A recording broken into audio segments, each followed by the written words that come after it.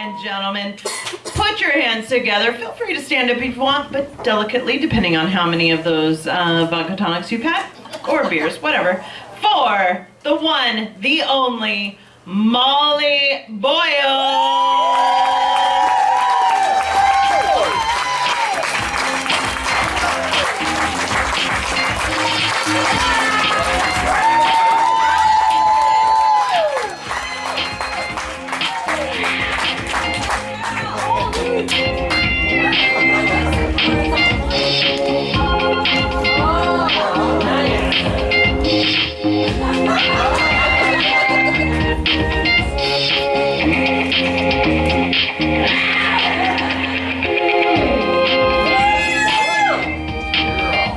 When you're the only female comedian, you gotta work with what you have. Hide things in places. Thank you all for coming. I can tell by the little silhouettes in the audience that you all have really nicely shaped heads. I'm not gonna go further than that because I don't know. Let's be honest. I have a messy house. The whole thing, just all the rooms, not even just a couple rooms. All the rooms are messy, especially the kitchen. The kitchen's always the worst room. It's the worst because it's not the kind of room where you just like walk through and you're like, that was messy back there. It's like you get out the other side and you're like, what the? Stays with you, physically, emotionally, stays with you. It's mostly the baby food. The baby food is the problem because it sticks to everything. Doesn't respect gravity. Baby food can go anywhere it wants to. It's not like other food. I kind of wish there was like someone whose job it was to figure out how it got so disgusting, you know, like a forensic analyst for baby food who would just come in and check out your household filth and tell you what the happened. He's gotta have a funny name, something like, you know, like Officer Guffey. And I'll be taking over this crime scene. I've been doing this a long time. There's not a spill or a splatter that I can't identify. For example, I can tell from right here that's butternut squash. No question. It's been here a while, and you can tell by the way it spread out as it made contact with the wall, it was moving at a pretty good clip. This baby's got a good arm. We're talking 10, 11 months old, and judging by the flecks of goo on the floor, I'd say they were sitting right here about a half hour ago. Or were they?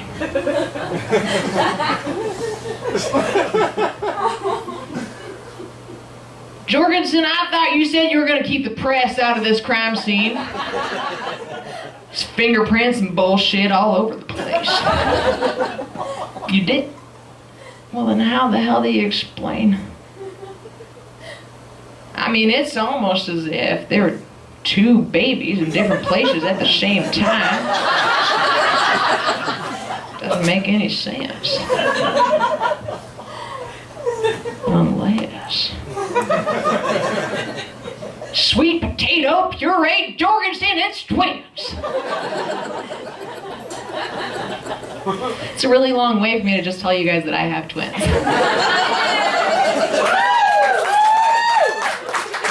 Yes, I do. I have twins. Fun fact about twins, when you're pregnant with twins, your body is home to 3 butts at the same time. Think about it. It's true. Being a new parent's hard. You know, you're tired. You don't really want to go outside, but you need the vitamin D. So bad. Or depression. And so you gotta just get out there And it would be fine except for all the people. They're all like strutting around like, we've had showers.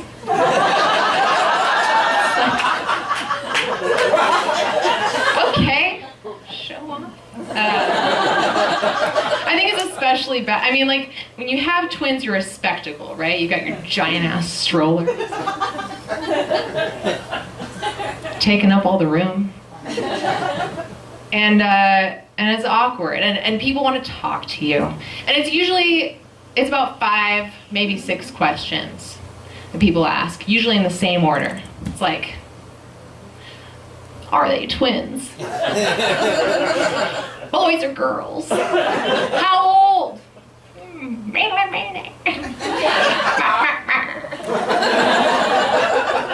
It usually ends with what I find to be the most annoying question, which is, how are you sleeping? It's just like, how is that?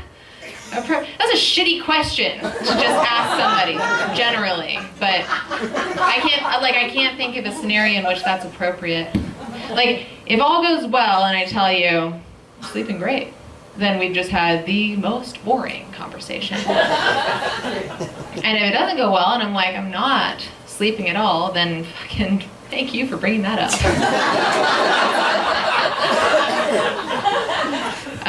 But you know, it like happens so frequently that you start to kind of feel it in the air before the questions come. You're like, oh yeah, this person's gonna ask all 5. And you almost want to head them off at the pass and just kind of like rattle off the answers before they've had a second to, you can make it fun. Like, have you guys seen the movie or the play, Chicago? Yeah. Cell Block Tango? Like, pop, 6, squish, Cicero, lip shits. You do that, see him coming down produce and be like, change. Yep, twins, girls, 10 months, identical, like shit.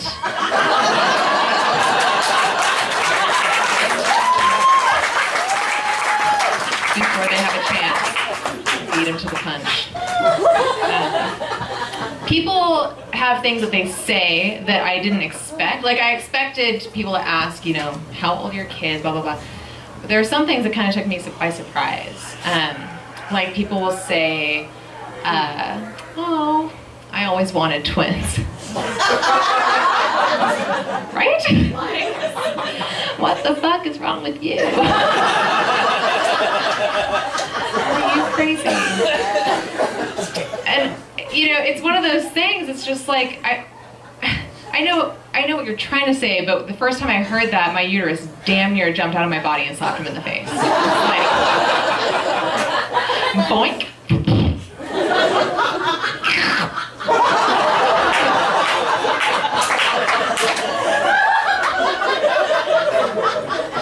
I need it back. I'm not just gonna leave her out there. Fend for herself. But it's like, why are you telling this to me now? Like, you're looking at me, I'm the shell of a human, you're telling me you want twins. In the past 6 months, I've changed a year's worth of diapers. I'm grown used to hearing the sound of crying in stereo. You know how when crocodiles sleep, they sleep with one eye not sleeping? Well, twins sleep with one baby not sleeping. So when you say, I always wanted twins, what I hear you say is, first, lies, and secondly, what I think you mean is you wanted 2 babies on Instagram. Because 2 babies on Instagram, they're like snuggling and they're cuddling and they're laughing and they're under a high contrast filter. And they're adorable. And we all want that. But that's not twins. So don't call it twins. No, but they're great. But when people say these things to me in person, like, I'm not this rude. I get what they mean. They're just trying to be cordial and helpful. And, generally, I just will smile and be like,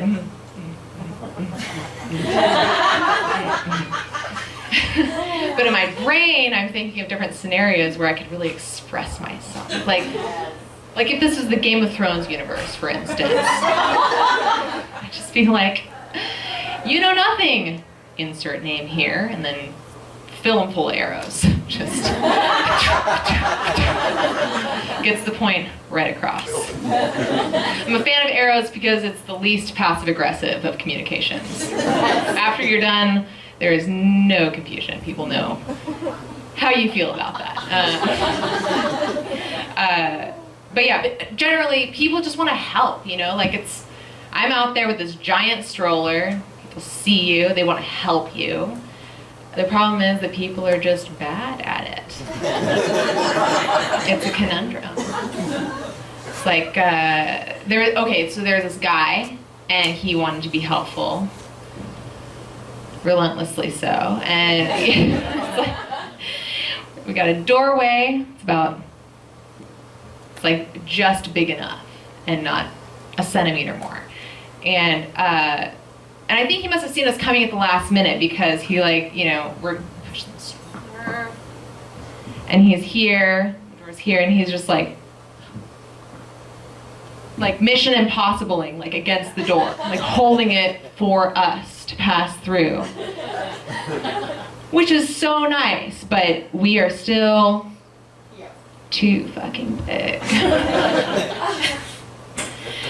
Which he saw as we got closer, and a normal response, the correct next step would have been to do one of these, be like, step aside and just hold it with your hand, get your body out of the way. But that's not what he did, you guys.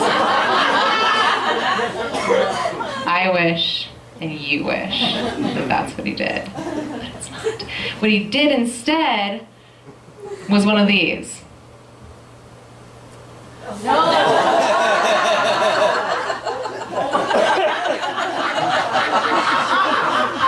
Just as far as you can.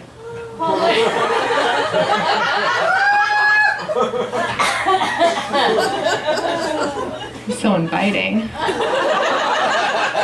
I almost went for it because there were so many people behind me at this point. It was just thick with awkward. And I was just like, but you know what? No, sir, thank you for what you're trying to do. But I'm not going to London Bridge with you right now. I only do that with very close friends. Like 25 years ago, so that is not happening.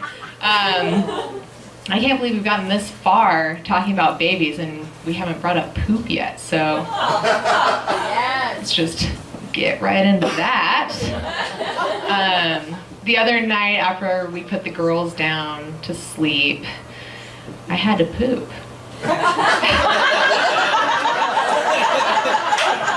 Which was surprising because I'm a morning pooper. So it was kind of like a nighttime bonus poo. Which would be exciting, except that because I didn't see it coming, I chose the wrong bathroom. I chose the bathroom that shares a wall with the nursery. So, can't make any noise. No flushing is what I'm saying.